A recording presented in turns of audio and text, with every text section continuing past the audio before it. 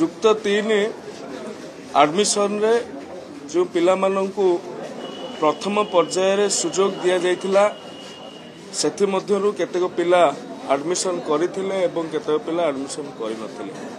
विभाग तरफरु कुआ जायतिला जे प्रथम पर्यायर जो माने चॉइस लॉकिंग करूछंती सेमानकु आ द्वितीय पर्यायर सुजोग मिलिबो नाही।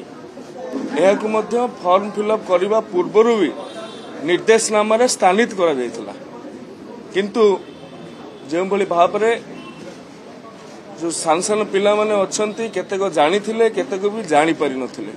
जो माने निजे फॉर्म फिलअप करछनी समान जानिथिले, जो माने निकटस्थ कंप्यूटर सेंटर बा जनसेवा केंद्र रे जाई के कहिसंती मोर टी फिलअप करै दियंतु से तो ता अनुसार फिलअप कर दैछि।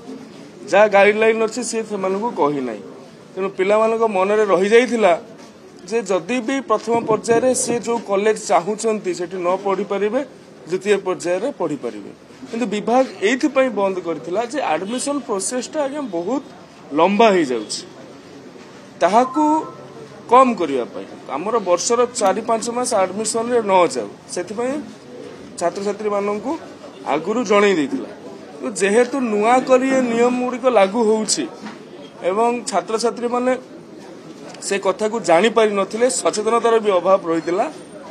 तेणु करी माननीय मुख्यमंत्री महोदय सहित आम परामर्श कलु, से तांकर सहृदय पणिया को देखैकी एवं छात्र छात्री माने बहु संख्या रे उच्च शिक्षा विभागीय अधिकारी एवं मो सहित एपरिक माननीय मुख्यमंत्री कार्यालय सहित बहु मात्रा रे संपर्क करथिले एवं अनुरोध भी करथिले। तांका अभिभावक माने भी अनुरोध करथिले। ए कथा को सरकार टाली दे पारि नाहंती, ए अनुरोध को अग्राह्य करि दे पारिले नाही। छात्र छात्री मानकर हित दृष्टि विभाग जो निष्पत्ति नैथिला ताहाकू संशोधन करिकी जो माने प्रथम पर्यायर चयन करथिले सेमानकु आउ थरे द्वितीय पर्याय पाई मध्य सुजोग गतकालीठू दिया सरिछि। विभाग ट्वीट करिकी ए संपर्क रे जणै सारिछि। आज पिला माने आसिकी एठी माननीय मुख्यमंत्री को तांकर धन्यवाद जणैछंती एवं आपण मानक माध्यम रे मु अन्य पिला माननकु अन्य छात्र छात्री माननकु अभिभावक माननकु कहिबा को चाहूची, जो माने भी इच्छुक थिले एवं करि पारु नथुले सरकार सेति पई तांकर वेबसाइट को आउथरे खोली सारिछंती। ए पिला मानकर भविष्य निर्धारण करिबारे सहायक हेबो बोली आमे विचार करू। हमर टोटल सीट होची 2,74,000, सेथुरु 2,37,000 पाखापाखि पिला आवेदन करथिले। प्रथम पर्यायर रे 1,91,000 पिला कॉलेज रे निजे सिलेक्शन करथिले, आउ जो माने रहि जाइथिले एवं सबुठु बड़ कथा जे भी रीचेकिंग करथिला ताकू द्वितीय पर्यायर रे स्थान मिलिला।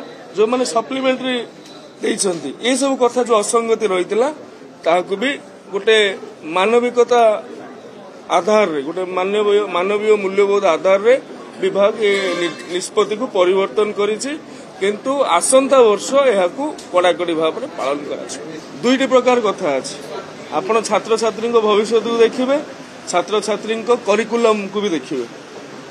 किछ कोउठ ना कोठी आपण टिके कॉम्प्रोमाइज करियो पड़िबो। आमे चेष्टा करूछु एहार गोटे समाधान रो बाट करिकि जो 4-5 मास लागुथुला ता केमिति कमी परिबो एवं छात्र छात्री को तांकर निज मन मुताबक कॉलेज रे पढ़िबा को सुजोग दिया जिवो। विशेष करी छात्री माननक ठारू बहुत अनुरोध आवेदन रहितिला जे आमको आमे चाहूतबा कॉलेज रे हमरो मार्क हेइ जाउची, आमे जेहेतु प्रथम पर्यायर आवेदन करि दैथिलु सेठी पई हमको घर ठारू 110 किलोमीटर 150 किलोमीटर 200 किलोमीटर जीवा को पडुची। तो मु कहिली एटा मानविकता दृष्टिकोण रु आधार करा जाईछि एवं पूर्वरु ए संपर्कित निर्देश उच्च शिक्षा विभाग देइथिले, कि जेहेतु सचेतनतार अभाव अछि पिला माने निजे फॉर्म फिलअप करि नांती। ए वर्ष ए कथा को समस्त प्राय जानी गले, आसंदा वर्ष को ए असंगति रहिबो नाही बोली मु आशा करिबे एवं जो पिला माने भी पढ़िथिबे द्वितीय वर्ष तम हेइथिबो से माने भी जणैबे। धन्यवाद।